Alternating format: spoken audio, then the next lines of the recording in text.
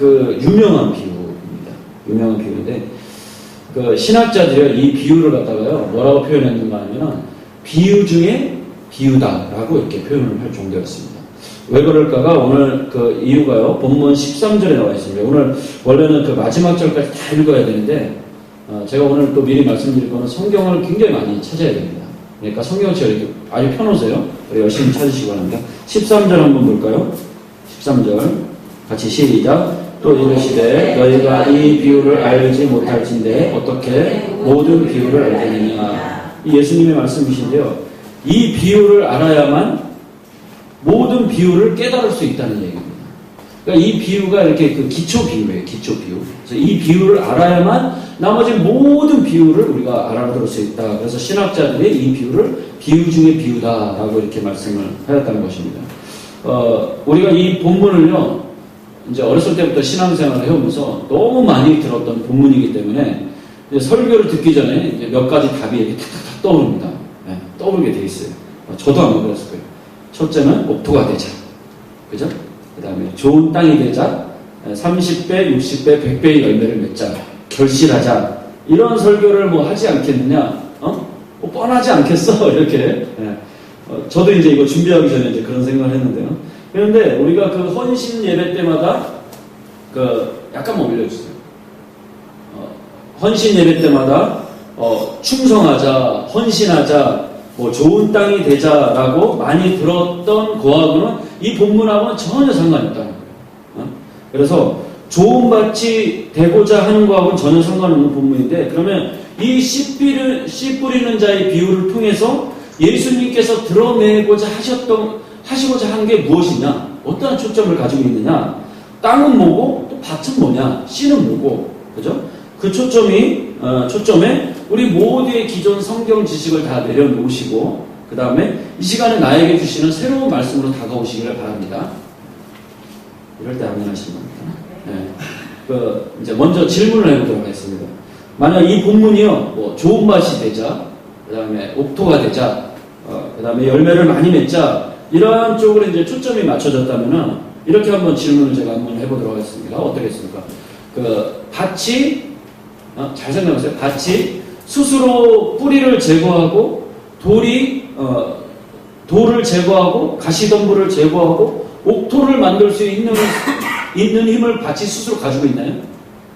절대 없죠. 예를 들면 이런 겁니다. 이제 농부가 밭에 나갔어요. 밭이 막 가시도 있고 돌도 막 있고 막 엉겅퀴도 있고 그러면 엉망이에요. 근데 이걸 사람을 불러야겠네? 이러지 않고 농부가 밭을 보고 이제 얘기합니다. 이렇게 딱 하고서 내가 나갔다가 외근 나갔다 올 테니까 너가 이제 돌도 제거하고 가시도 제거하고 뭐 이렇게 해서 옥토를 만들어 놔라. 엉겅퀴도 좀 뽑아놓고 그 다음에 우리 다시 한번 만나자. 빠이빠이 이랬다는 거예요. 농부가. 이러면 농부가 이게 도른 겁니까? 정상입니까?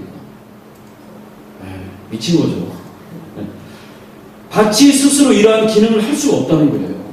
그러한 전제를 깔아야 돼요. 밭은 절대로 우리가 무슨 그러한 일은 그 트랜스포머 영화 같은 데서 밭이 막 우글우글 올라나왔고 막 가시도 막 던져버리고 돌도 던지고 이런 거는 SF 영화에서나 나오는 일이지 현실에서는 절대 있을 수가 없다는 그러한 얘기예요. 이걸 성경이 이제 그 전체적으로 어떻게 이걸 표현을 하는가 하면은 인간에 대비해서요. 로마서 3장 23절에 이거는 뭐 너무 잘하는 거니까 로마서 3장 23절에 보면은 모든 사람이 죄를 범하였음에 하나님의 영광에 이르지 못하나니 그러한 구절 여러분 잘 아시죠? 모든 사람이 죄를 범하였어요. 모든 밭이 지금 저주를 받은 상태다.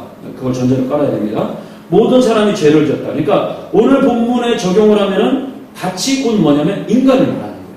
밭이 인간을 말해요. 그래서 즉 모든 밭이 열매를 맺을 수 있는 능력이 스스로 없거니와 그 다음에 밭이 지금 망가져 버렸다는 그런 얘기예요. 밭이 지금 완전히 저주에서 망가졌어요. 모든 사람이 그 다음에 또 밭이 죄를 범해서 하나님의 영광에 이룰 수 없는 단계에 있다는 겁니다. 이러한 전제를 가지고 오늘 이 땅을, 이 밭을 이해를 해야 된다는 거예요. 그래서 이제 사실 그 성경의 모든 그 창세기부터 요한계시록의 모든 구조가 이러한 식으로 되어 있습니다. 인간이 죄를 지었고요. 창세기부터 죄를 지었고 인간은 구원을 받을 수 없는, 스스로 구원을 받을 수 없는 약한 존재예요. 그죠? 두 가지죠? 그 다음에 그 존재를 하지 않고는 어떠한 성경 본문도 해석이 안 된다는 거예요. 그래서 결국 이 밭이 열매를 맺지 못하는 죽어버린 그런 지금 상태다. 그 이야기입니다. 그러면 이 씨 뿌리는 자의 비유를 통해서 이 본문은 무엇을 말하고 싶은 걸까요? 첫째로 이제 우리가 문맥에서 한번 살펴봐야 됩니다. 문맥에서. 자, 마가복음 그 앞장입니다. 3장 31절, 35절. 오늘 좀 많이 찾는다고 했어요. 마가복음 3장 31절. 이것도 기니까 한번 교도로 하겠습니다. 그때 예수의 어머니와 동생들이 와서 밖에 서서 사람을 보내어 예수를 부르니 우리가 예수를 불러왔다가 저에서 당신의 어머니와 동생들과 너희들이 밖에서 찾나이다. 대답하시되 누가 내 어머니며 동생들이냐 하시고 불러오신 자를 보시며 이르시되 내 어머니와 내 동생들을 보라. 누구든지 하나님의 뜻대로 행하는 자가 내 형제요 내 자매요 어머니니라. 이렇게 이것도 우리가 잘 아는 사건이죠. 이제 그러니까 이게 이 씨 뿌리는 자의 비유가 바로 이전에 어떤 사건이 있었냐면요. 예수님께서 이제 새로운 가족관계 이야기를 하시는 장면이 이 앞에 바로 나오는 거예요. 그러니까 주민등록 지금 등본 이야기 하다가 바로 이 4장으로 넘어가는 이야기입니다. 밭의 이야기가 나와요. 그러니까 선생님, 어머니하고 동생들이 왔습니다. 그러니까 예수님이 갑자기 정색을 하시고 누가 내 엄마고 누가 내 형제들이냐 이러한 얘기를 하세요. 하나님의 뜻대로 행하는 자라야 내 엄마이고 내 어머니고 내 형제들이다 이러한 얘기를 하세요. 놀랍게도 예수님이 새로운 가족관계를 이렇게 정리하시면서 말씀을 하시는데 그 유대인들은요 이때까지 가족하면 우리와 마찬가지로 혈통적인 가족만 이렇게 인식이 되어 있었어요. 혈통적인 가족만 인정을 하였어요. 그러니까 그런데 예수님이 그걸 깨버리시고 정색을 하시고 누가 내 어머니고 누가 내 형제냐? 하나님의 뜻대로 행하는 자라야 비로소 내 어머니고 내 모친이다, 내 형제다. 이래놓고 그 이후에 나온 얘기가 바로 뭐라고요? 바로 이 씨 뿌리는 자의 비유가 바로 4장부터 나오는 거예요. 도대체 이게 좀 이상하지 않습니까? 가족관계하고 그 다음에 지금 씨 뿌리는 자의 비유하고 무슨 연관이 이렇게 있겠느냐? 성경은 항상 이렇게 문맥이 연결되어 있거든요. 이러한 그 궁금증과 우리가 설레임을 가지고 한번 보도록 하겠습니다. 여러분은 전혀 설레이는 것 같지 않고 기대감도 없는 것 같지만 아무튼 저만 설레이는 것 같지만 이제 4장으로 넘어왔어요. 가족관계가 끝나고 오늘 본문 4장 1절에 보면은요 이제 예수님께서 바닷가에서 사람들을 모아놓고 배에 올라가서 이제 가르치시니 하는데 거기에 보면 큰 무리가 모여들거늘 하면서 큰 무리가 나오죠. 이 큰 무리가 이렇게 얘기하는데 이 큰 무리가 그냥 넘어가서는 안 되는 단어라는 거예요. 이 큰 무리는요 이제 예수님이 사역을 시작했어요. 사역을 시작해서 저 앞에 마가복음 1장서부터 사역이 되면서 계속 쌓인 그러한 사람들이에요. 그래서 그 사람들이 이룬 큰 무리인데 계속 예수님의 시간과 어떠한 그 사건 가운데서 만들어진 그런 그룹이에요. 지금 이 사람들이. 이 큰 무리에는요, 그 큰 무리 안에는 수많은 동기들을 가지고 이 사람들이 예수님 앞으로 모인 사람들인데, 먼저는요, 내 배고픔, 이 가난의 문제를 해결하려고. 또 어떠한 사람들은 예수님을 이용해갖고 이 로마의 압제에서 정치를 확 뒤집어 엎어버리려는 그러한 사람들이 있어요. 가룟 유다가 그 사람이거든요, 대표적으로. 그 다음에 어떤 사람은 그냥 병고침 받으러 나온 사람들이 그 큰 무리에 있었어요. 그리고 어떤 사람들은 지금 영적인 문제, 이거를 갖다가 너무 지금 우울증이 심해서 나온 사람들, 그 고통의 문제를 해보자가 나온 사람들이 이런 구성원들로 지금 큰 무리가 있다는 거예요.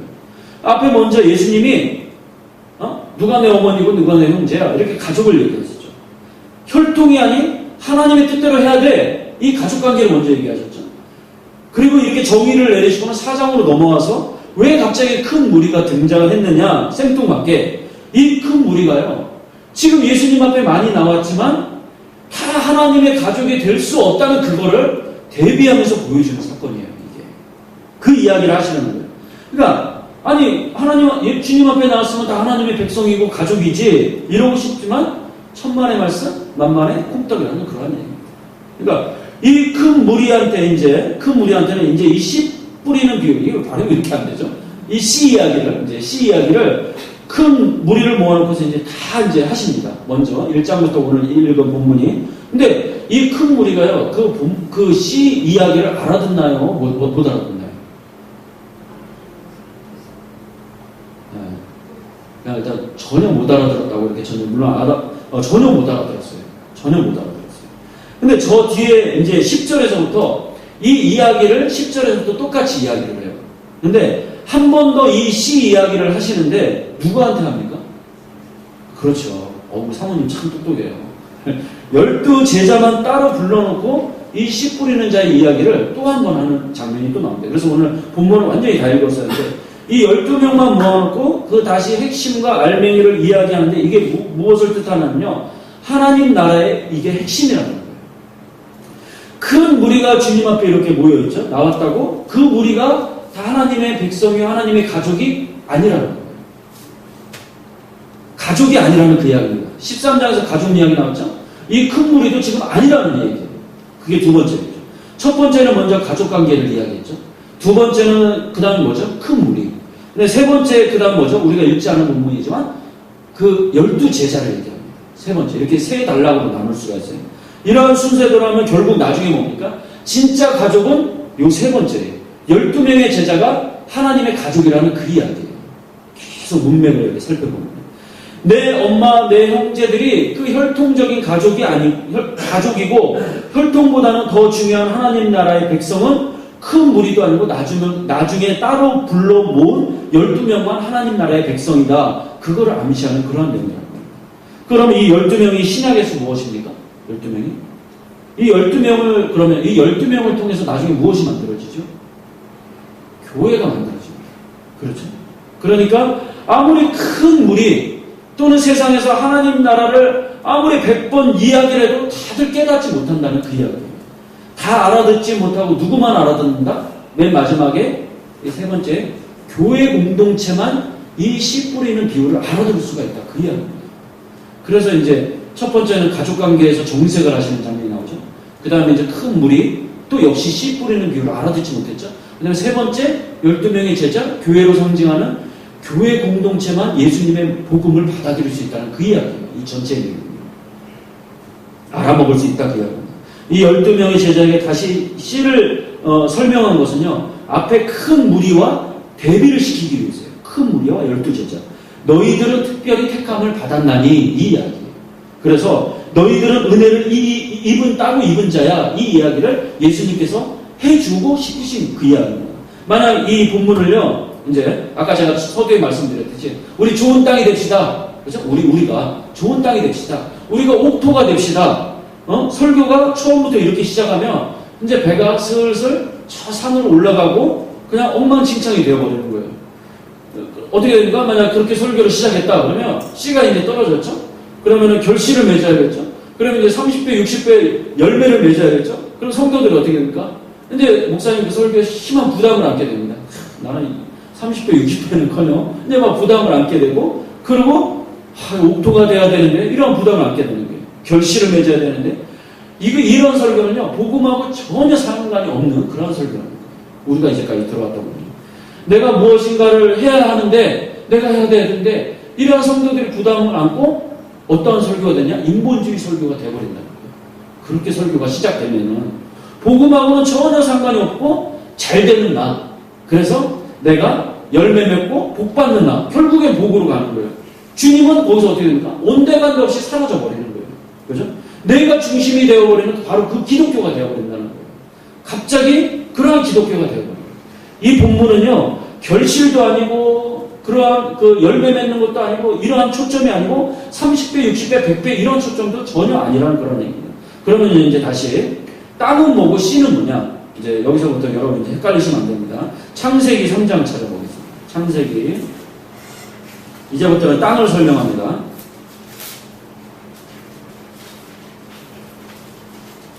여러분 졸면 안 됩니다. 제가 이거 설교 준비하는데 3일 밤샜습니다. 절대 졸면 안 됩니다. 창세기 3장 17절, 19절 보셔야 됩니다. 네, 제가 읽을게요. 잘 눈으로 따라오세요. 아담에게 이르시되 내가 내 아내의 말을 듣고 내가 내게 먹지 않은 한 나무의 열매를 먹었은즉 땅은 너로 말미암아 저주를 받고 너는 내 평생 수고하여 그 소산을 먹으리라. 땅이 내게 가시덤불과 엉겅퀴를 낼 것이라. 내가 먹을 것은 각자의 채소인지. 19절 내가 흙으로 돌아갈 때까지 얼굴에 땀을 흘려야 먹을 것을 먹으리니 내가 그곳에서 취함을 입었음이라. 너는 흙이니 흙으로 돌아갈 것이니라 하시니라. 이렇게 됩니다. 그러니까 이제 아담이 뭐죠? 선악과를 따먹었죠? 따먹은 다음에 어떻게 됩니까? 이제 하나님께 저주를 받습니다. 저주를 받죠? 그러면 18절에 아까 18절에 뭐가 나옵니까? 땅이 내게 가시덤불과 엉겅퀴를 낼 것이라. 이렇게 되어 있죠. 여기에 뭐가 등장하죠? 땅이 등장했어요. 그죠? 그 다음에 뭐가 등장하죠? 가시가 등장했어요. 엉겅퀴가 등장했어요. 점점 절묘해지지요. 절묘하지 않습니까? 19절은 이제 어떻게 저주한? 네가 범죄해서 너는 결국 아담 너는 흙으로 돌아간다. 인간을 너는 흙으로 돌아간다. 즉 죽음밖에 기다릴 것이 없는 죽어버린 존재이다. 이렇게 말씀하시는데 이렇게 성경이 아담에게 인간에게 저주만 했다. 하나님께서 저주만 하고 성경이 끝나버렸다. 그럼 복음이 아니죠. 그렇죠? 그래서 그 다음에서부터 이제 복음이 이제 본격적으로 시작이 되는데 짠짠하고 하나님께서 이렇게 죄에 대해서는 저주를 하시고 그 다음에 뭔가를 이제 예비를 하십니다. 그 후에 이제 15절을 한번 보겠습니다. 아까는 17절 같죠? 다시 그 후에 15절을 한번 보겠습니다. 제가 읽을게요. 내가 너로 여자와 원수가 되게 하고 내 후손도 여자의 후손과 원수가 되게 하리니 여자의 후손은 내 머리를 상하게 할 것이요 너는 그 발꿈치를 상하게 할. 이게 누구한테 한 말씀이십니까? 하나님께서? 누구한테 한 말씀이시죠? 그렇죠. 뱀. 사탄한테 한 말. 15절은. 사탄한테 했는데 즉 사탄에게 하나님께서 이렇게 저주를 하시는데 사탄하고 무엇하고 원수가 되게 합니까? 여자의 후손하고 원수가 되게 합니다. 여자의 후손하고. 왜 하필 우리가 생각하면 뭐 사람의 후손 이런 데고 남자의 후손 이런 데 있는데 왜 꼭 여자라고 콕 집어서 그렇게 했을까요? 그것은 뭐 우리가 이미 알게 있겠지만 저 뒤에 오실 예수 그리스도께서 이 땅에 오실 때 이제 메시아로 땅에 오실 때 인간관계 혈통으로 오시는 게 아니라는 것을 미리 하나님께서 계시하시고 명확하게 암시를 하시는 그러한 장면이에요. 주님은 혈통으로 우리 남녀 관계로 인해서 오시지 않잖아요. 그죠? 동정녀, 처녀의 몸을 빌려서 마리아의 몸으로, 즉 바꾸어서 말하면 여기 표현대로 여자의 후손으로 예수님이 오신다는 거예요. 여인의 후손으로 이렇게 표현을 하고 있다는 거예요. 그러니까 세 분의 하나님 중에서 이 아들 예수님, 성자 하나님께서 육신을 입고 예수님으로 오시지만 죄와는 아무 상관없이 오신다. 그것을 여기서 말씀하신 15절에 말씀하시는 거예요. 재미있는 것은요, 이 여인의 후손을요, 그 히브리 말로 하면은요, 따라해 봅시다. 제라.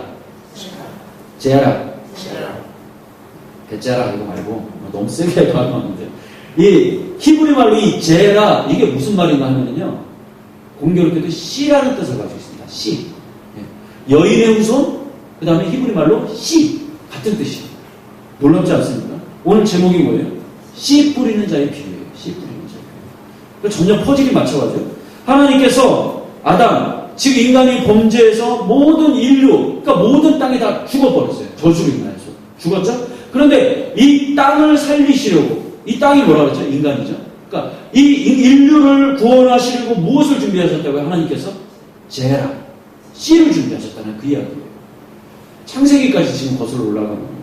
그래서 이 씨를요, 밭에, 땅에 떨어뜨리려고 그 준비한 씨가 바로 예수 그리스도라는 거예요. 메시아라는 거예요. 그러니까 오늘 본문의 주제는요, 다시 또 돌아와서 결실하자, 열매 맺자, 오프가 되자, 좋은 땅이 되자, 이게 주제가 절대 될 수가 없고, 헌신 예배에서 이 본문으로 충성하자, 헌신하자, 그래서 우리는 좋은 땅이 되자, 이거랑은 전혀 상관이 없고, 우리는 좋은 땅이 될 수도 없고, 이미 죽어버린 상태라니까요. 우리 인간은.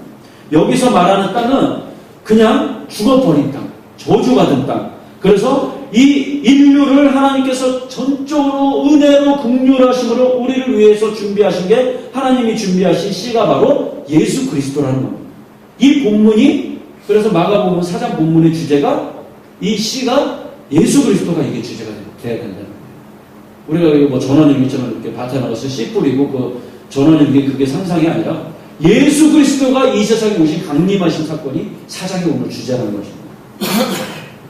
그래서 하나님께서 이 저주받은 인류, 그래서 일방적으로 우리한테 씨를 뿌려주는 사건이에요. 그래서 이게 씨 뿌리는 자의 비유가 일방적으로 씨를 뿌려주는 사건이에요. 그래서 오늘 예수님께서 제자들을 이렇게 불러 모았습니다. 마지막으로 이제 3단계죠. 제자들 다 12명 올려놓고 이러시는 거예요. 얘들아, 내가 누구게 이러는 거예요. 이러한 장면이에요. 내가 바로 씨야, 씨. 이게 바로 아까 이제 10절서부터 하는 그 내용이에요. 내가 누구게 그거예요, 지금. 이걸 비유로 설명해 주는 장면이에요. 그러니까 절대 밭, 옥토, 열매 이게 초점이 안 됩니다. 그러면 이제 다시 30배, 60배, 100배는 또 뭐냐? 네? 그죠? 예수 그리스도께서 이 씨에는요 생명력이 있는데 그것이 복음에는 생명력이 있다. 그 생명이 있어야 뭐 30배, 60배 이렇게 될 거 아니에요. 생명력이 있다. 이제 씨가 떨어지지요? 그러면 이 씨가 아주 작아하고 미미해 보여요. 그죠? 초라해 보이죠? 예수 그리스도가 처음에 오셨을 때 어떻게 됩니까? 말구에 오셨죠. 없는 집안에 태어났죠. 예수 그리스도 자체도 평생 미미한 존재였죠. 초라해 보이는 그러한 존재였어요. 그런데 이 씨가요, 좋은 밭에도 떨어지지만 어떠한 밭에도 떨어집니까? 여러분, 아스팔트에서 싹이 나는 거 보신 적 있죠? 그렇죠? 아스팔트. 그리고 저 산에 가면은 전혀 싹이 날 것 같지 않은 바위 같은데 이렇게 싹이 나는 거 보신 적 있죠? 그걸 막 뚫고 나와요. 그죠? 생명의 싹이 자라나는 거 여러분 아시잖아요. 아스팔트나 그 바위 같은데. 이 예수 그리스도라는 이제 씨라는 거 아시죠? 복음의 씨가 이 세상 어디에든지 이렇게 뿌려지기만 하면 그 씨라는 것이 예수 그리스도의 이 생명이 놀랍기 때문에 좋은 밭에 떨어지거나 혹은 아스팔트에 떨어지거나 바위나 돌짝밭 이런 데 떨어져도 저런 선교지 오지회 같은 데 떨어져도 떨어지기만 한다면 일단 생명력이 있기 때문에 예수 그리스도 생명력이 있기 때문에 이 예수 그리스도라는 생명력이 떨어지면 그 복음이 떨어진 그곳에 생명력이 생기고 어떻게 됩니까? 바로 구원이 이루어집니다. 구원이 결과적으로 이루어집니다. 예수 그리스도라는 씨만이 이 세상에 유일하게 인류를 구원할 수 있고 그 어떤 것도 예수 그리스도를 대신해서 생명을 가지고 인류를 구원할 수 없다는 그러한 복음 이야기가 오늘 4장 이야기라는 거예요. 그 씨 뿌리는 자의 이야기입니다. 그래서 오직 예수, 그다음에 오직 복음, 이 씨앗만이 이 죽어 썩어진 땅 그 인류의 그리고 죽은 땅을 다시 살리고 변화시키고 일으켜 세울 수 있다는 그 이야기가 바로 오늘의 씨 뿌리는 자의 비유라는 이야기라는 겁니다. 즉 바꿔 말하면요, 이 씨 뿌리는 비유가 뭐라고요? 다시 아까 하는 택함 받은 자. 제가 발음이 안 되는 게 그렇게 고소합니까? 택함 받은 자. 그렇죠? 아까 특별히 12명만 택했죠? 그 다음에 구원에 이르는 자. 그죠? 이걸 설명하시는 예수님의 구원 교리가 바로 이 본문이라는 겁니다. 그래서, 이 가장 중요한 이 마가복음의 이 씨 뿌리는 자의 이 비유를 이해하지 못하고는요, 나머지 이 구원 교리를 모르는데 어떻게 나머지 비유를 우리가 알 수가 있겠어요? 그래서 이거를 비유 중에 비유다. 신학자들이 그렇게 말하는 겁니다. 가장 중요한, 그 비유 중에 비유라는 거예요. 이걸 모르면 도통 나머지 비유를 알아들을 수가 없다는 거예요. 그래서 제가 이걸 먼저 해야겠다. 나머지 비유가 지금 10몇 개가 남아있거든요. 이거를 해야지만 나머지를 알 수가 있겠다. 그런 그 이유로 제가 오늘 이걸 한 거라는 겁니다. 30배, 60배, 100배는 뭐 우리가 열심히 해서 우리가 결실해서 많이 맺어서 주님께 영광을 한번 돌려볼까? 이게 아니에요. 우리는 그러한 능력이 일단 없어요. 어떻게 100배 열매를 맺겠습니까? 이미 우리는 죽어버린 건데. 여기서 말하는 30배, 60배, 100배는 복음이 떨어져야 할 곳에 예수 그리스도라는 복음이 떨어지면 그 죽었던 땅에 놀라운 일이 생기는데 100배의 놀라운 기적이 일어난다는 그 뜻이에요. 30배, 60배, 100배는. 뭐 100배 뿐이겠습니까? 그 복음의 놀라운 그 파급력을 설명하기 위해서 30배, 60배, 100배라는 표현을 여기다 쓴 거예요. 복음의 놀라운 파급력 때문에. 그럼 이제 마지막으로 길가, 돌짝밭, 가시덤불은 도대체 또 무엇이냐? 아까 처음에 말했던 예수님 앞에 모인 큰 무리들 있죠? 그죠? 두 번째 나왔던. 즉, 이 비유를 이렇게 비유를 말해줘도 알아듣지 못하는 자들. 그리고 또 들었어요? 들었는데도 거부하는 자들이 또 있어요. 저주까지 해요. 그러한 자들이 있어요. 여러분, 저기 산간 오지, 뭐 아프리카 뭐 이런 데 말고, 아주 그런 데 말고, 이 세상에 주님의 복음을 못 듣는 데가 있습니까? 수천 년 동안 들어왔어요. 그죠? 다 들었어요. 그런데 어떻게 해요? 다들 많이들 거부하잖아요. 그죠? 복음을 또 알아듣지 못하는 사람들도 있죠. 들어도 거부하고, 또 저주하고. 이게 가시덤불이라는 거예요. 나쁜 것들. 그죠? 오늘 말씀에는 또 여기 주변에 이웃에도 많습니다. 전혀 이 말씀에 관심도 없고, 오직 저 세상에만 관심이 있는 사람들이 있어요. 즉, 택함 받지 못한 자들. 그렇죠? 구원에 이르지 못하는 그러한 안타까운 인생을 표현할 때 돌짝과 가시덤불 이런 것들을 얘기합니다. 그 표현이라는 거예요. 여기서는. 그러니까 우리가 이렇게 세상을 살아가면서 가장 중요한 게 뭐냐, 이 예배 장소에 나와서 어떻게든 말씀을 들어야 하는 이유가 이거라는 말이에요. 예배당에 와야 돼요. 목사가 밥 좀 안 해준다고 버스 안 와갖고 이렇게 집으로 돌아갈까 그렇게 생각하면 안 되고 어떻게든 예배당에 나와야 된다, 그러한 이야기입니다. 이 듣지 않으면, 또는 우리가 말씀을 대충대충 건성으로 들으면 절대 깨달을 수 없고, 비유를 말해줘도요 전혀 알아듣지 못하는 큰 무리가 될 확률이 많기 때문에 어디에 나와야 된다고요? 예배에 나와야 된다고요. 예배에 나와야 돼요. 예배 왜 나와야 되는지 여러분 아시겠죠? 우리가 큰 무리 속에 있잖아요. 거기서는 아무리 우리가 주님께 비유를 들어도 알아들을 수가 없다는 얘기입니다. 저 세상은요 시끄러워요. 그죠? 저 세상은 소리가 너무너무 커요. 그래서 잡소리가 너무 많아서 주님이 주시는 그 비유하고 이렇게 막 뒤섞여갖고 도무지 분별할 힘이 우리에게는 없다는 얘기입니다. 저 세상에 있으면. 교회에 나와야 돼요. 교회 열심히 나와서 열심히 들어야 돼요. 그러면 어떻게 된다고요? 교회에 일단 나오잖아요. 그럼 예수님이 어떻게 해주신다고요? 이렇게 얘들아 모여가지고 따로 불러갖고 12명한테 어떻게 해요? 따로 그 비유를 한 번 더 또 설명을 해주신다, 그 이야기예요. 그래서 교회에 나와야 된다는 그 이야기입니다. 따로 불러준대요. 12명이구만. 즉 교회에게만 예수님께서 복음을 전해주신다, 그 이야기입니다. 오늘 그 비유가요. 교회에 나와서 여러분들이 말씀을 아주 사모하는 마음으로 들어야만 되고, 그제서야 우리가 비유를 알아들을 수 있다는 얘기고, 그제서야 우리 신앙에 힘이 생긴다는 그런 이야기입니다. 말씀이 엉성한 그러한 교회는 해당이 여기서는 안 되고, 조건은요 말씀이 바로 서 있는 교회, 그죠? 아주 튼튼한 교회, 건강한 교회, 그런 교회 말입니다. 저는 우리 교회가 그런 교회가 되기를 기도합니다. 우리의 신앙생활이라는 게요 제대로 신앙생활만 하고 말씀 연구하지 않죠. 그다음 들으려 하지 않고 그러면은 그냥 평생 종교인으로 그렇게 썩다가 나쁜 것으로 전락해 볼 수 있다는 그런 무서운 경고의 말씀도 여기 있습니다. 그래서 그럼 어떻게 됩니까? 결국 사탄의 먹이가 되어서 진짜 결실하지 못하는 인생이 되고 말아버린다는 거예요. 이거는 여기에 있는 우리들하고 전혀 상관이 없는 얘기이기 때문에 제가 이 설교할 때마다 참 안타까워요. 좀 이 말씀을 들어야 할 무리들이 따로 있는데, 한 번을 들어도 깊이 있는 말씀을 들어야 하고요. 12제자, 즉 교회 공동체 일원이 중요한 일원이 되려고 노력하는 이 싸움을 우리가 평생 신앙생활 가운데 해야 된다는 거예요. 어떻게든지 내가 12제자 안에 들어야 된다, 그러는 겁니다. 그러니까 결국 우리 인생에 가장 중요한 게 뭡니까? 뭐라는 겁니까? 말씀이라는 거예요. 말씀.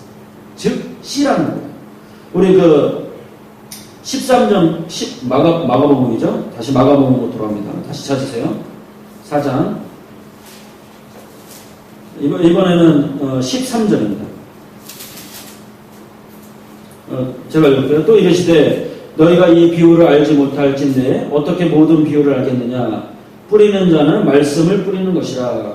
이렇게 되어 있죠. 12제자를 따로 불러놓고 이제 여기서부터 12제자한테 하는 얘기입니다. 다시 씨 뿌리는 비유를 설명하면서 이번에는 여기서 씨라고 안 하고 14절에 뭐라고 표현하고 있습니까?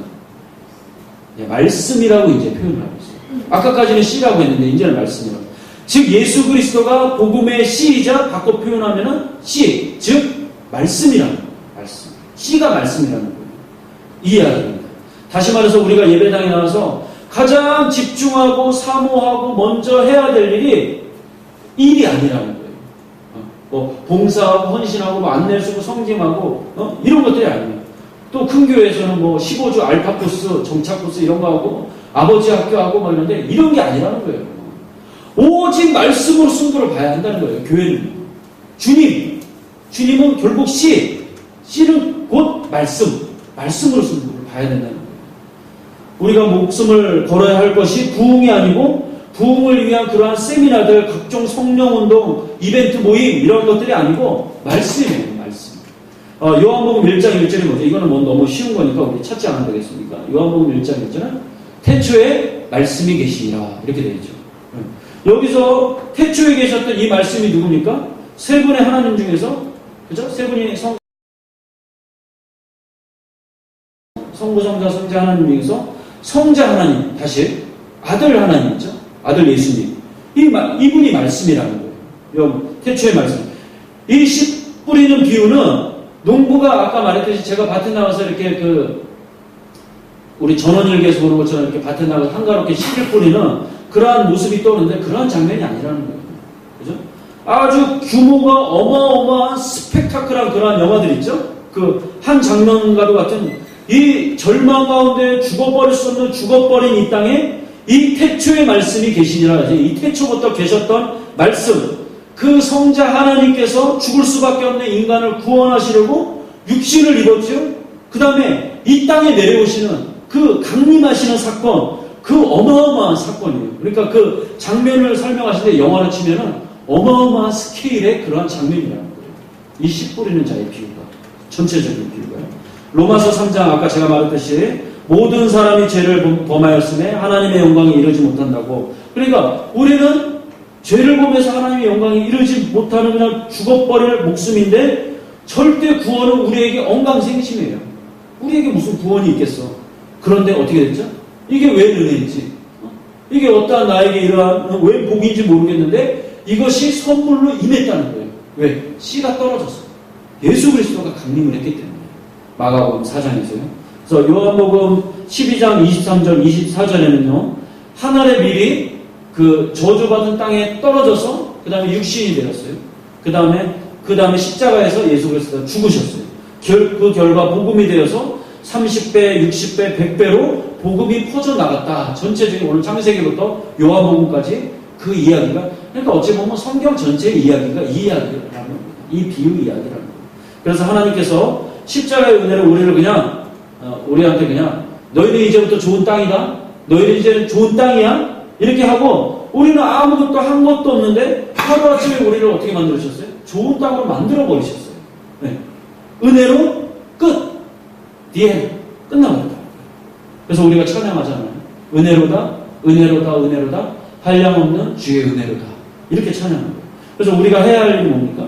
그냥 이렇게 살면서 평생 감사하면서 사는 거예요.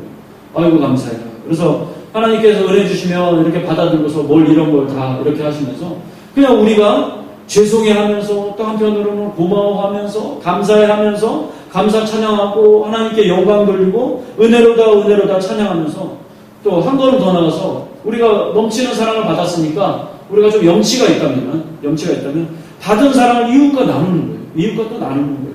그거 누가 했습니까? 100여 년 전에 우리에게 복음을 전해준 선교사들이 그걸 했잖아요. 그죠? 그리고 지금 우리가 또 어떻게 합니까? 저 필리핀이나 아프리카 같은 데 가서 우리가 또 그렇게 또 하고 있잖아요. 이게 복음의 파급력이라는 거예요. 복음의 파급력. 그래서 오늘도 이 씨 뿌리는 비유 말씀 가운데 이 놀라운 하나님의 은혜를 여러분 가슴 깊이 간직하고 돌아가시는 그러한 은혜의 시간이 되시고 그러한 하나님의 축복이 임하는 저와 여러분 되시기를 주님의 이름으로 축복합니다.